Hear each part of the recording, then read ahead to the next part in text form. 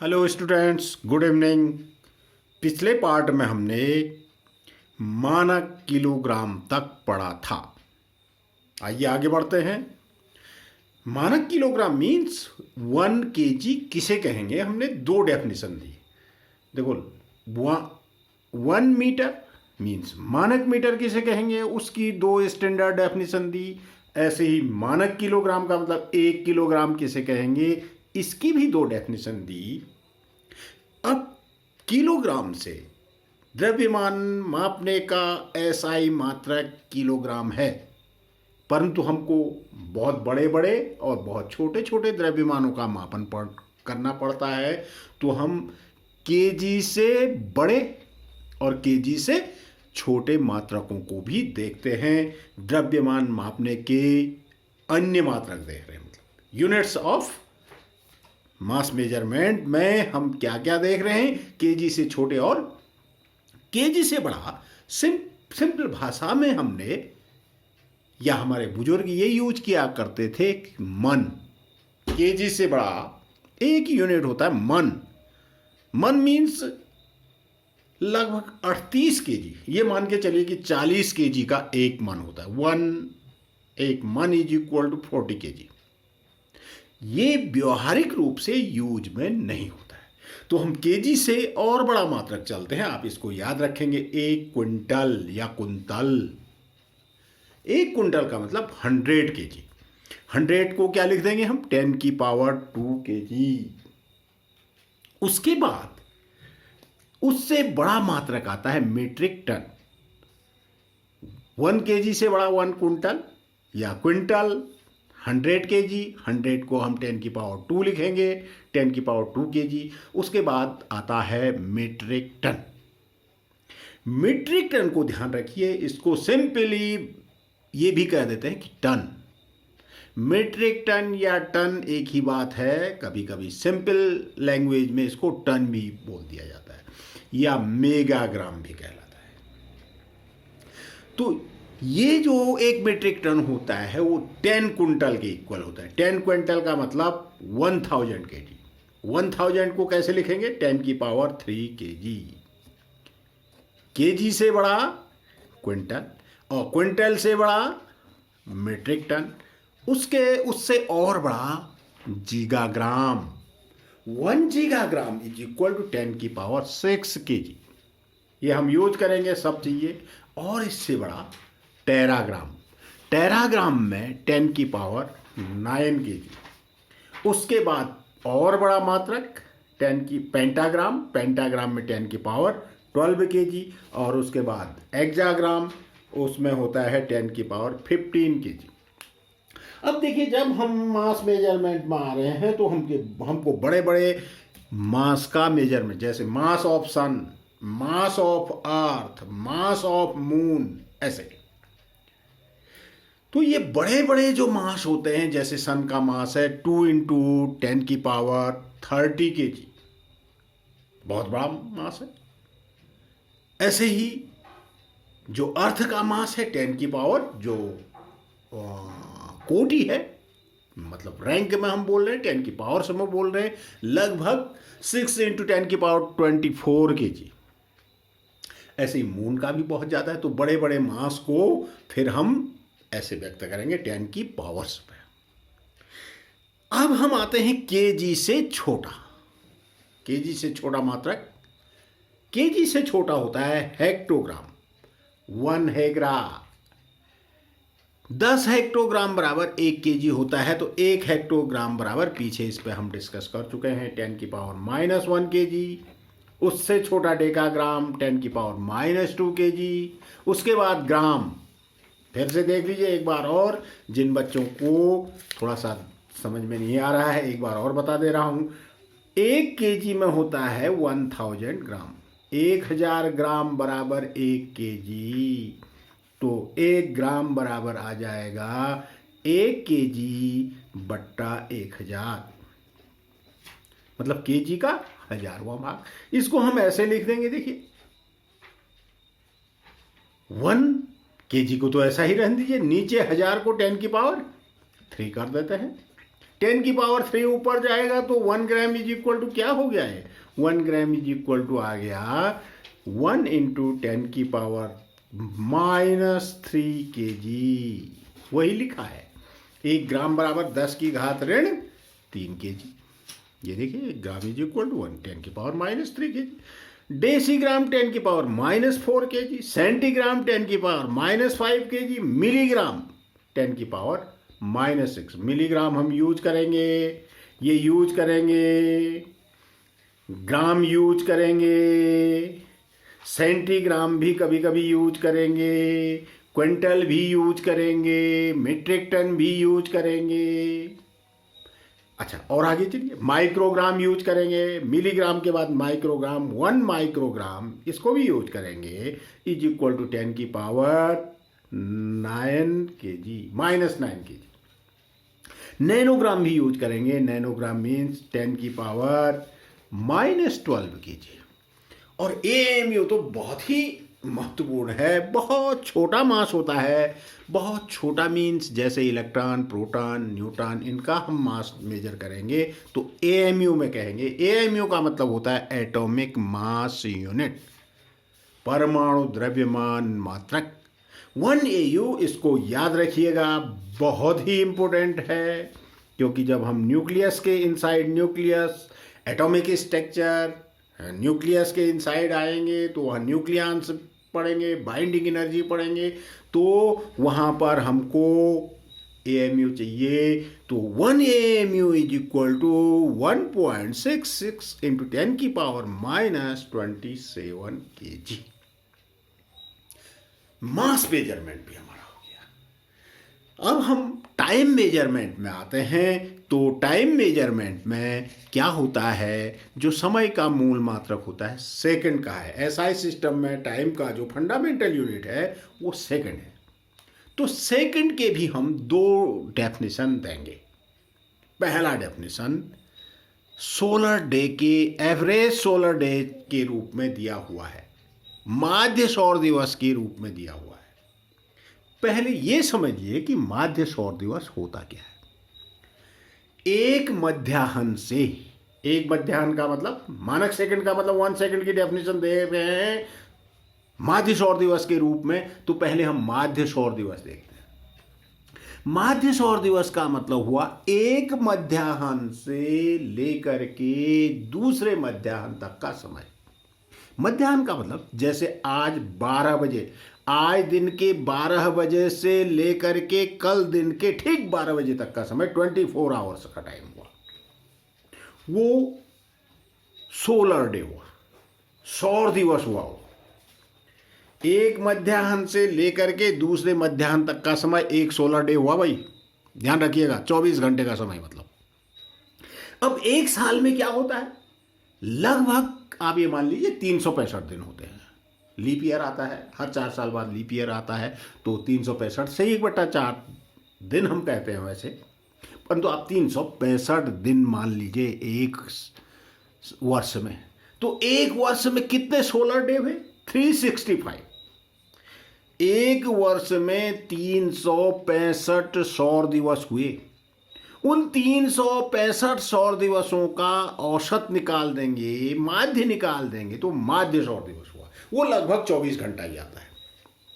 अब 24 घंटे का मतलब हो गया, उसको मिनट में बदलोगे, फिर सेकंड में बदलोगे। 24 घंटे को आप बदलिएगा मिनट में, 24 × 60 कर देंगे, मिनट बन जाएगा। फिर मिनट को सेकंड में बदलेंगे तो 24 × 60 करोगे तो 86,400 आ जाएगा।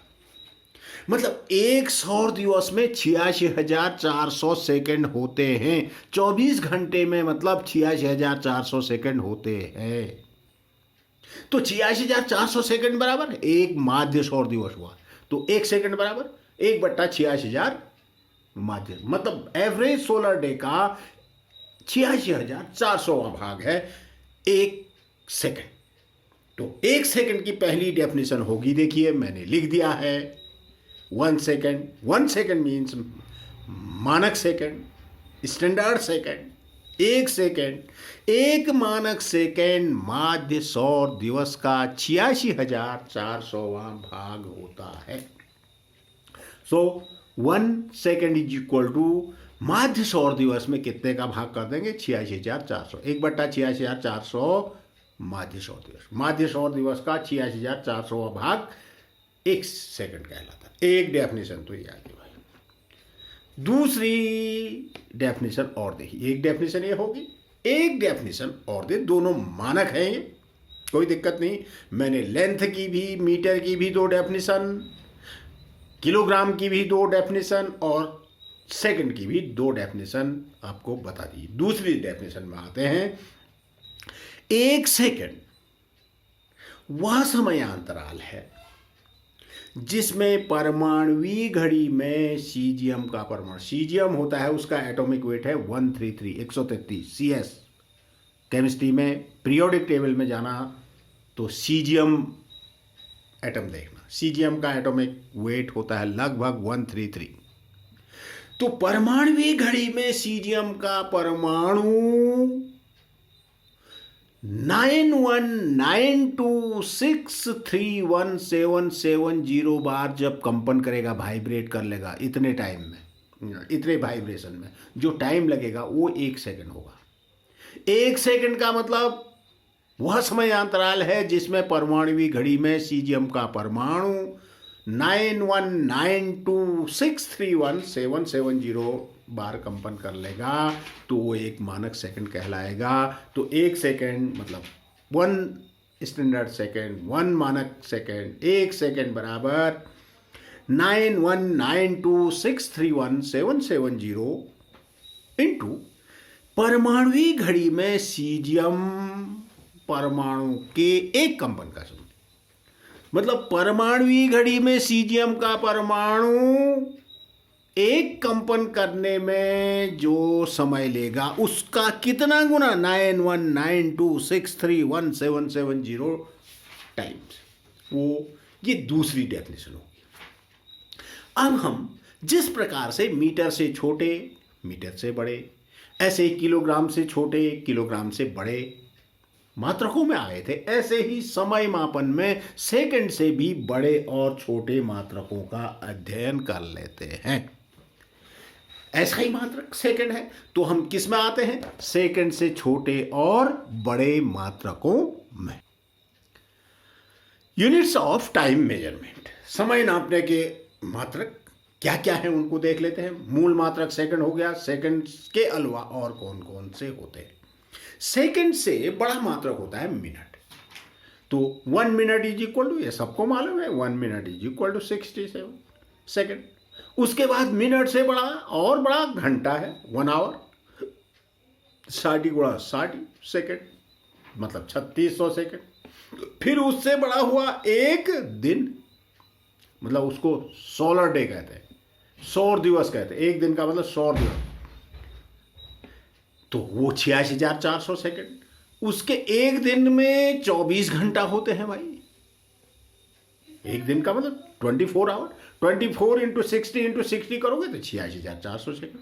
और दिन से बड़ा क्या होता है? महीना। एक महीने में लगभग 30 दिन मानेंगे, 30 गुणा 24 गुणा 60 करेंगे तो इसको याद भी रखना, 1 मंथ में कितने सेकंड होते हैं? 2.59 इंटू 10⁶ सेकंड।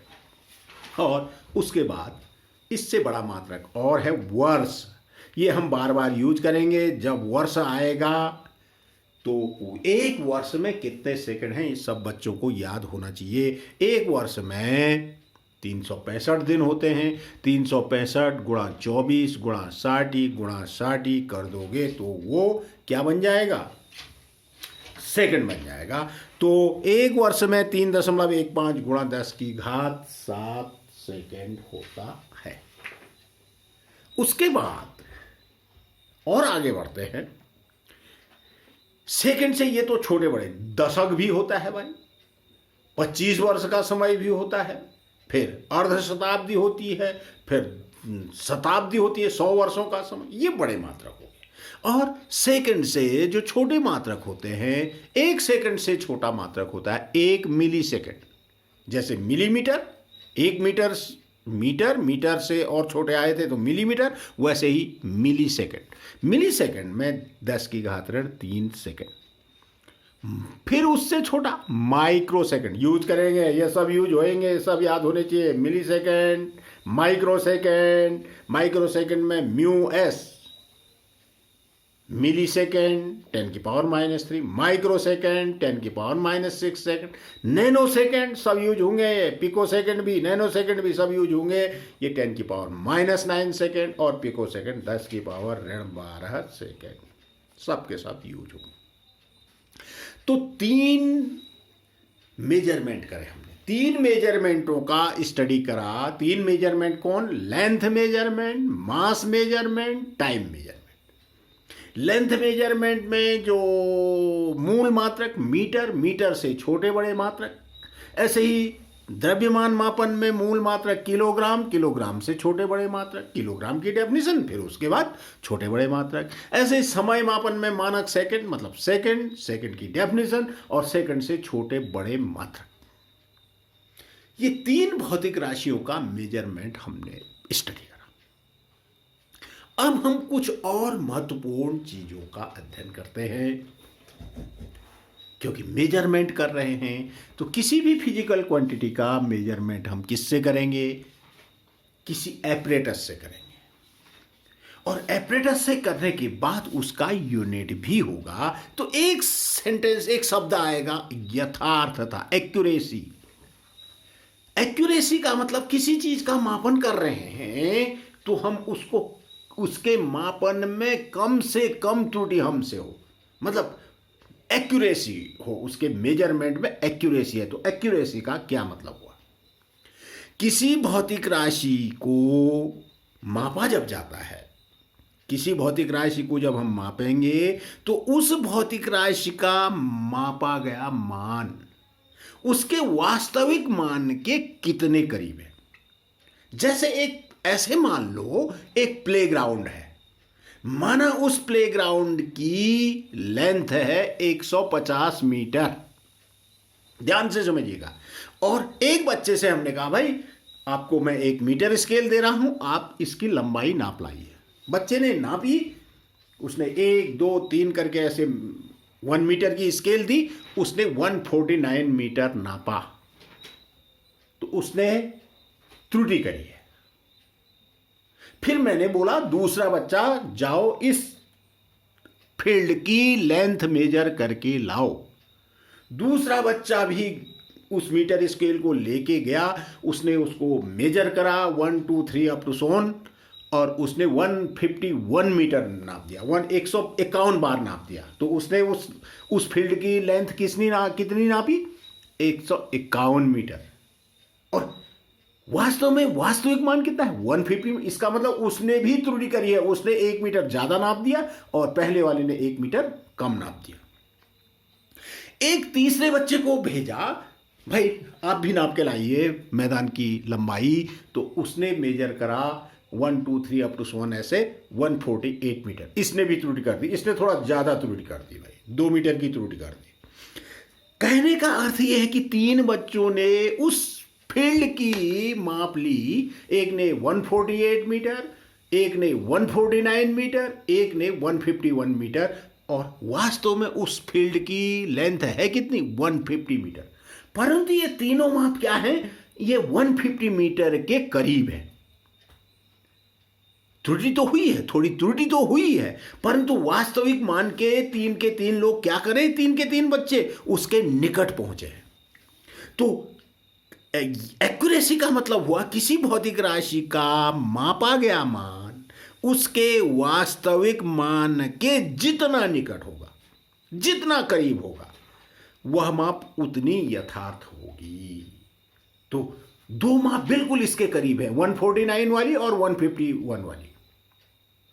और 148 वाली वो उतनी करीब नहीं है। तो उन 2 मापों में ज्यादा एक्यूरेसी है। दूसरा एग्जाम्पल ऐसे ले लीजिए, हमने लिखा भी है कि गुरुत्वीय त्वरण का वास्तविक मान कितना होता है भाई? हम एक्सेलरेशन ड्यू टू ग्रेविटी पढ़ेंगे। गुरुत्वीय त्वरण का मान होता है 9.81 मीटर पर सेकंड स्क्वायर। और हमने लेबोरेटरी में एक्सपेरिमेंट किया, गुरुत्वीय त्वरण का मान निकाला। प्रयोगशाला में 3 बच्चों ने, 3 को हमने लो पेंडुलम और स्टॉप वॉच दे दी और उनसे कहा कि भाई आप निकालिए इस लेबोरेटरी में गुरुत्वाकर्षण का मान कितना है।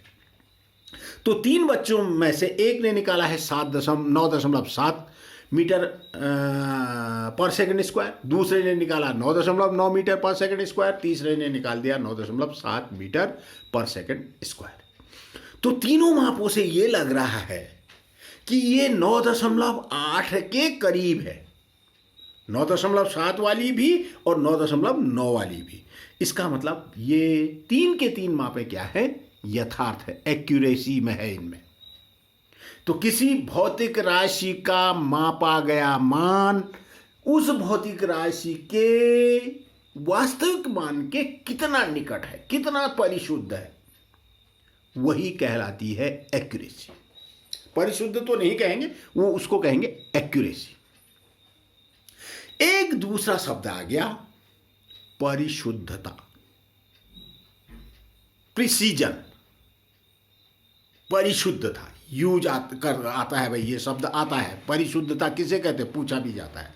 किसी भौतिक राशि का मापित मान एक निश्चित मान के आसपास बना रहे। जैसे हम कह रहे हैं कि 3 बच्चों ने प्रयोगशाला में गुरुत्वाकर्षण का मान निकाला, एक्सीलरेशन ड्यू टू ग्रेविटी। एक ने 9.7, एक ने 9.9, एक ने 9। ये लगभग तीनों आसपास बने हुए हैं, देखिए बहुत ज्यादा डिफरेंस नहीं है। इसका मतलब किसी भौतिक राशि का जो मान हम माप रहे हैं वो आसपास बना रहता है, तो वह माप क्या होगी, ज्यादा परिशुद्ध होगी। इसका मतलब ये एक्सीलरेशन ड्यू टू ग्रेविटी को हमने मेजरमेंट करा तो ये लगभग तीनों माप जो है एक दूसरे के करीब है, एक निश्चित मान के निकट है, आसपास है। तो ये 3 के 3 माप क्या है, ये परिशुद्ध है, उनमें ज़्यादा एक्यूरेसी भी है, ये भी कह सकते हैं। जैसे 3 बच्चों ने फील्ड की लंबाई नापी, वास्तविक मान था 150 मीटर, एक ने नाप दिया 149, सपोज एक ने नापा 149 मीटर, दूसरे ने नापा 151 मीटर, तीसरे ने नाप दिया माना 150 मीटर, बिल्कुल एक्यूरेट। तो तीनों माप क्या है, एक दूसरे के आसपास हैं, तो वो कहलाती है परिशुद्धता। कि उस भौतिक राशि का जो जैसे वो फील्ड की लंबाई है वो एक निश्चित मान के आसपास जो है बनी रह रही है, 150 के आसपास, 150, 151, 149। तो इसको कहते हैं प्रिसीजन। अच्छा, या आप ये भी कह सकते हैं कि जैसे हमने प्रयोगशाला वाला ये गुरुत्वाकर्षण का मान निकाला, प्रयोगशाला में गुरुत्वाकर्षण का मान 3 विद्यार्थियों के द्वारा कहाँ निकाला गया है, 9.7, 9.9, 9.7, तो ये 9.8 के आसपास घूम रहा है, निकाला गया है इनके द्वारा। तो ये 3 के ये जो मापे हैं ये काफी परिशुद्ध हैं। दूसरा शब्द हो गया, एक तो यथार्थ था, एक दूसरा परिशुद्ध था। अब आते हैं अल्पतमांक, लीस्ट काउंट, बहुत इंपॉर्टेंट चीज है। आपके एनसीईआरटी बुक में लीस्ट काउंट से रिलेटेड काफी क्वेश्चंस होंगे। लीस्ट काउंट का मतलब ये होता है कि जो मापने वाला यंत्र है उसके द्वारा हम कम से कम कितना नाप सकते हैं। किसी यंत्र के द्वारा, मापक यंत्र के द्वारा जो न्यूनतम माप ली जा सकती है उसको कहते हैं अल्पतमांक। इसका एग्जाम्पल लेंगे अभी। तो 3 शब्द हो गए, क्या,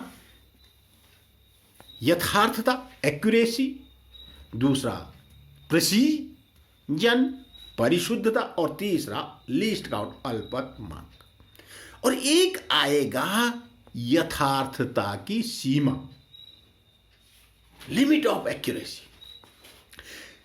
जो यथार्थता की सीमा होती है, किसी मापक यंत्र की यथार्थता की सीमा जो होती है वो मापक यंत्रों की होती है। किसी मापक यंत्र की यथार्थता की सीमा उस मापक यंत्र के अल्पतमांक के बराबर होती है।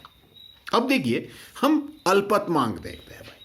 इसके एग्जाम्पल लेते हैं कि लीस्ट काउंट किसे से क्या मतलब है। लीस्ट काउंट से ये मतलब है कि किसी मापक यंत्र के द्वारा कम से कम जितना मापा जाएगा, जितनी न्यूनतम माप होगी उसकी, वो अल्पतमांक हुआ।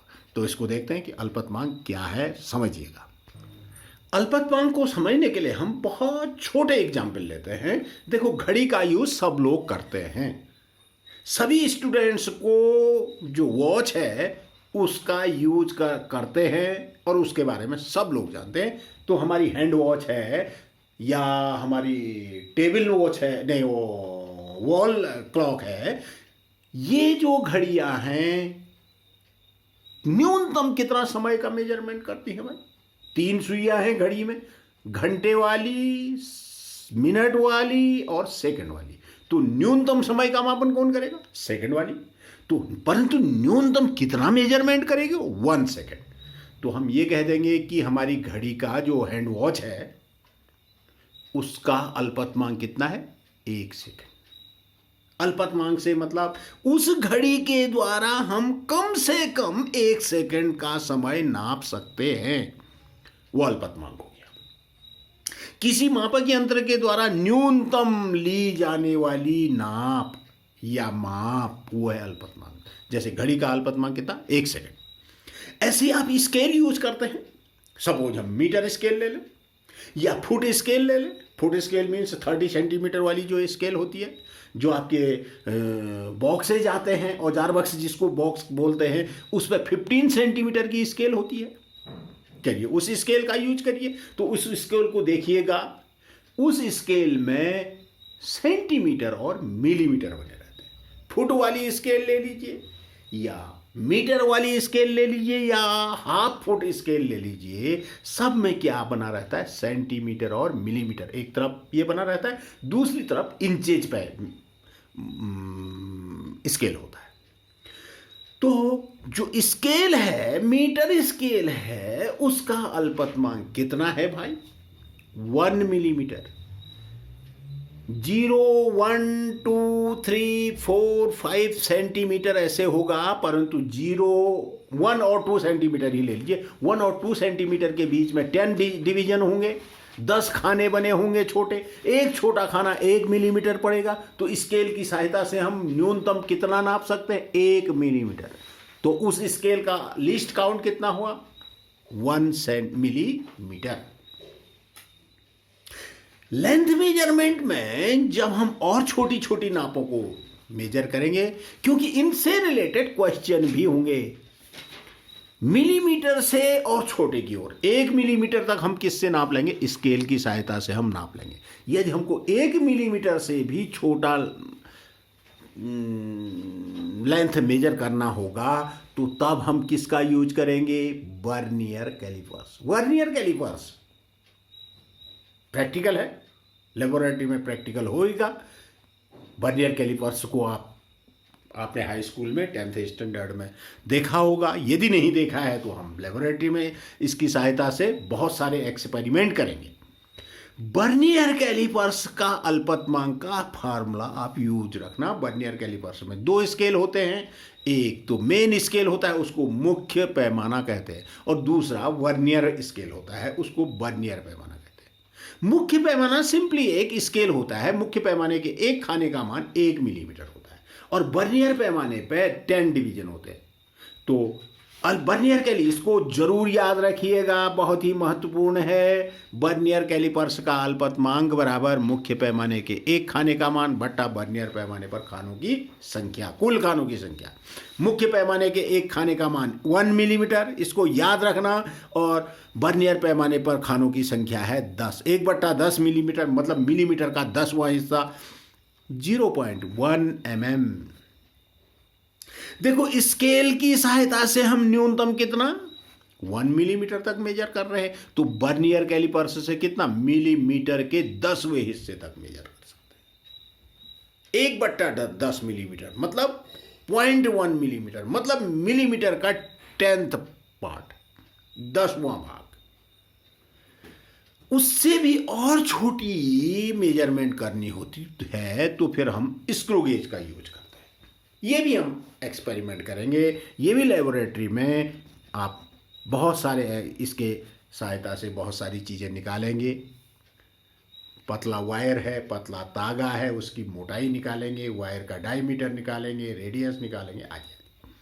तो स्क्रू गेज का अल्पतमांक बराबर होता है, इस सूत्र को भी याद रखना, पिच या चूड़ी अंतराल बट्टा गोल पैमाने पर खानों की संख्या।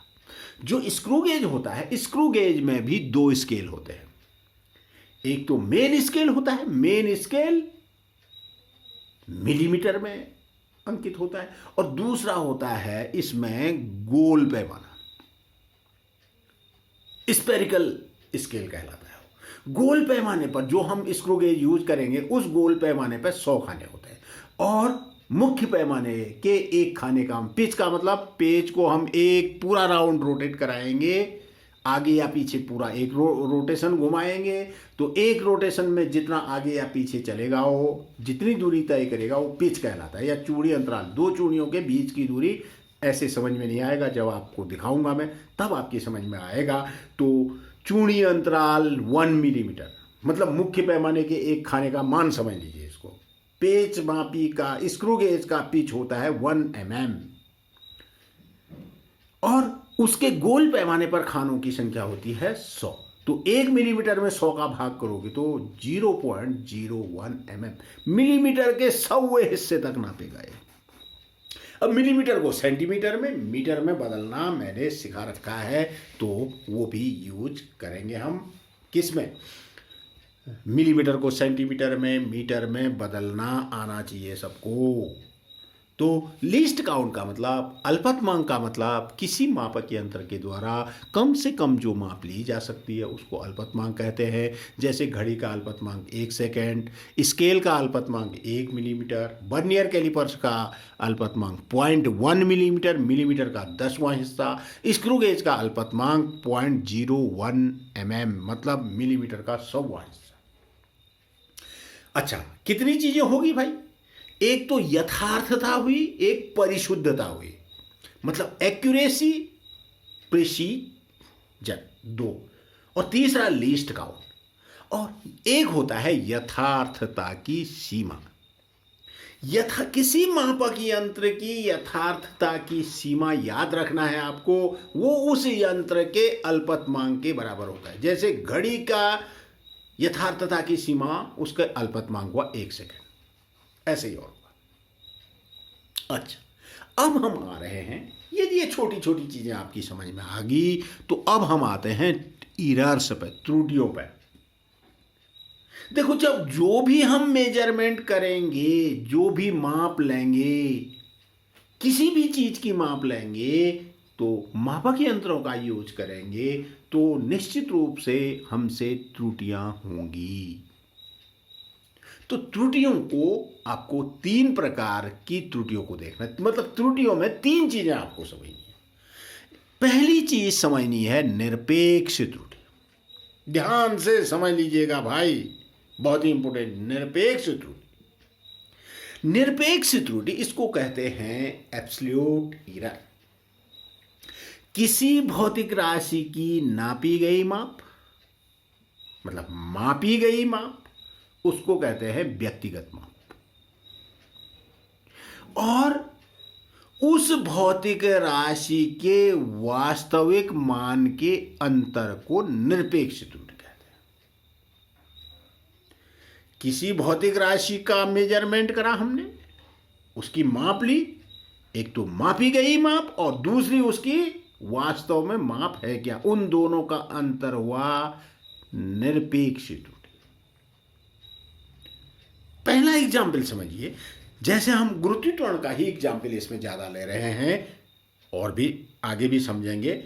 गुरुत्वाकर्षण का वास्तविक मान कितना है भाई? 9.8 मान लीजिए। और हमने गुरुत्वाकर्षण का मान, एक विद्यार्थी से कहा आप गुरुत्वाकर्षण का मान निकालिए लेबोरेटरी में, उसने निकाल दिया 9.75 मीटर पर सेकंड स्क्वायर, थोड़ा सा कम निकाला, तो त्रुटि कितनी होगी? Delta G. डेल्टा जी बराबर जो वास्तविक मान है ऋण मापी गई मान, ये डेल्टा जी। यही क्या हुआ? ये निरपेक्ष त्रुटि 0.05 मीटर पर सेकंड स्क्वायर की त्रुटि होगी भाई। और दूसरे विद्यार्थी ने क्या कर दिया, मान ले दूसरे विद्यार्थी ने गुरुत्वीय त्वरण का मान लें कितना नापा, निकाला 9.92 मीटर पर सेकंड स्क्वायर। अब इसने 9.8 से ज्यादा निकाल दिया भाई। तो निरपेक्ष त्रुटि की जी के मान मापन में निरपेक्ष त्रुटि कितनी हुई भाई, डेल्टा जी बराबर, अब क्या करोगे, जी डैश मतलब मापी गई माप ज्यादा है ऋण वास्तविक माप, मापी गई मापा गया मान निकाला गया मान ऋण वास्तविक मान। तो 9.92 में से 9.8 का मतलब 9.80 को कम कर दोगे तो 0.12 मीटर पर सेकंड स्क्वायर की त्रुटि आ गई। यही निरपेक्ष त्रुटि, मतलब किसी माप में होने वाली त्रुटि को निरपेक्ष त्रुटि कहेंगे भाई, सिंपल सा। जिन बच्चों की ऐसे समझ में नहीं आ रही है वो ऐसे समझ लीजिए, मान लें एक, फिर से मैं एक एग्जाम्पल लेता हूं, एक प्लेग्राउंड है भाई, इसकी ये लेंथ है प्लेग्राउंड की सपोज 150 मीटर, 150 मीटर है। एक खिलाड़ी ने इसकी लेंथ मेजर कर दी 151 मीटर, तो त्रुटि कितनी हुई, ये तो वास्तविक मान है एल है और ये एल डैश उसने नापी, तो डेल्टा एल बराबर कितना हो गया, एल डैश माइनस एल। 151 में से 150 घटा दोगे 1 मीटर। दूसरे बच्चे ने क्या कर दिया, 149 मीटर नाप दिए दूसरे बच्चे ने, तब निरपेक्ष त्रुटि वास्तविक मान ऋण मापित मान कम है, एल माइनस एल डैश करोगे 150 में से 139 घटाइए, 150 ऋण 139 कितना हो गया, फिर से 1 मीटर। तो किसी भौतिक राशि के मापन में जो त्रुटि हो रही है वही निरपेक्ष त्रुटि। निरपेक्ष त्रुटि का मतलब वास्तविक मान और मापे गए मान का अंतर। सबकी समझ में आ जाना चाहिए, बहुत छोटी चीज है, यदि ये नहीं समझ में आएगा, चूंकि ये तो बहुत ही इंपॉर्टेंट चीज है, आगे काम आनी है। निरपेक्ष त्रुटि एब्सोल्यूट एरर का मतलब किसी भौतिक राशि के मापे गए मान और उसके वास्तविक मान का अंतर, सिंपल सा। अच्छा, अब हम आते हैं किसी भौतिक राशि का, मैंने लिख दिया है देखिए, किसी भौतिक राशि के वास्तविक मान तथा मापित मान के अंतर को क्या कहेंगे, निरपेक्ष त्रुटि। जैसे हम कोई मानक राशि ले रहे हैं, गुरुत्वीय त्वरण ले रहे हैं, स्टैंडर्ड फिजिकल क्वांटिटी है भाई, गुरुत्वीय त्वरण का मानक मान होता है, जो मैक्सिमम वैल्यू होती है 9.81 मीटर पर सेकंड।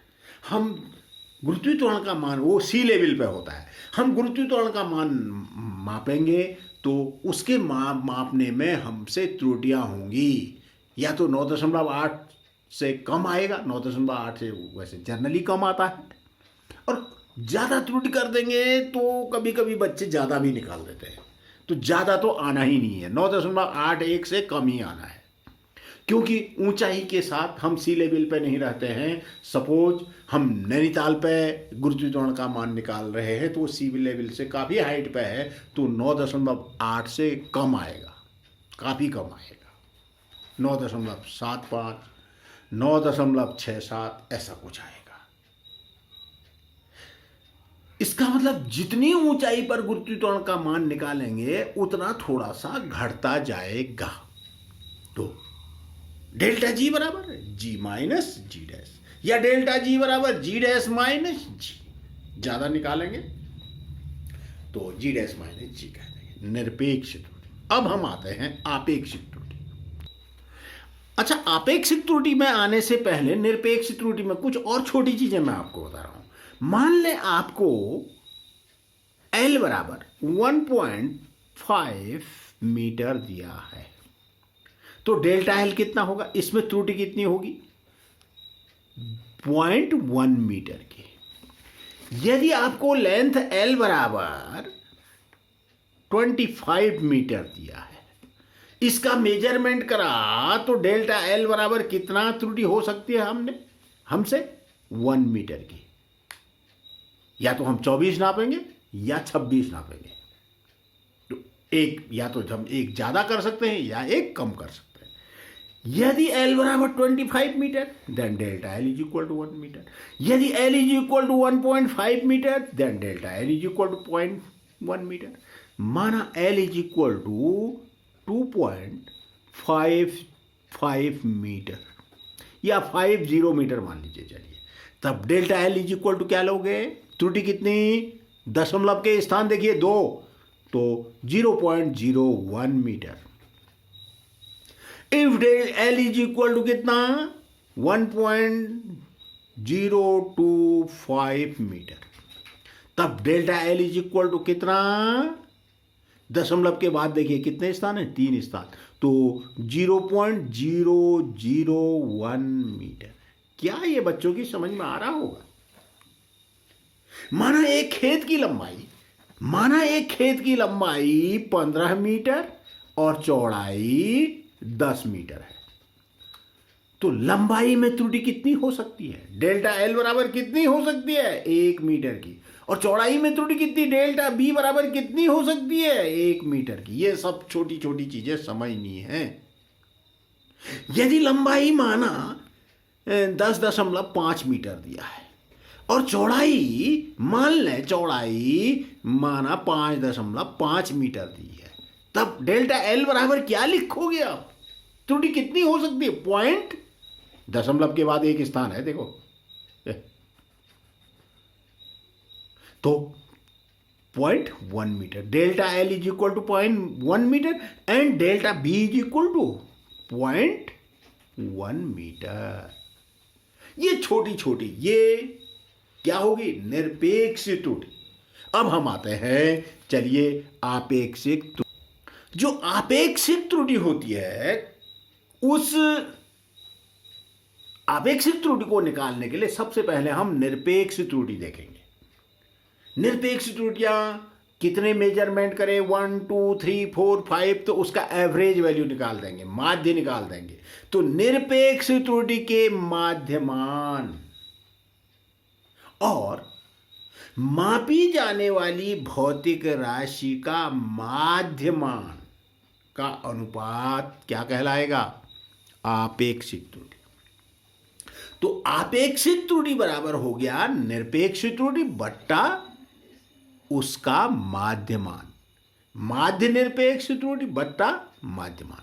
यदि ऐसे भी समझ में नहीं आ रहा है, किसी भौतिक राशि के मापन में जो निरपेक्ष त्रुटि आएगी, निरपेक्ष त्रुटि, और उस भौतिक राशि का वास्तविक मान का अनुपात क्या हो गया, वो हो गया आपेक्षिक त्रुटि, रिलेटिव एरर कहलाती है। ये रिलेटिव एरर, रिलेटिव एरर का मतलब निरपेक्ष त्रुटि बट्टा उस भौतिक राशि का वास्तविक मान।